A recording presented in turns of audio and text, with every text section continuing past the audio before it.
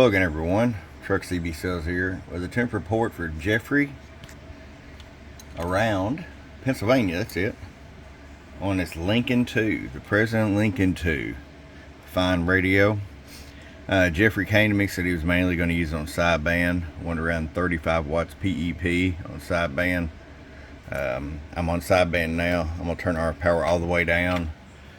50 watt slug and peak. Hello, hello, hello, hello. There's your 25 watt scale. Hello, hello, hello, hello. Roll it up. Hello. 50 watt slug. Hello, 1, 2, 3. Hello, hello, hello, hello, hello, hello. Exactly 35 peak.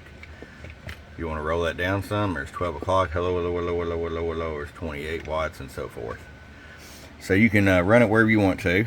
Of course, in AM mode, which you said you weren't really going to use a lot, but 25 watt slug all the way down, half a watt, 5 watts all the way up. Hello, 20 bird, 50 watt slug and PEP. Hello, 1, 2, 1, 2, 3, 4, 5. Just pegging a 50 watt scale. So if you run AM Mini, there you go.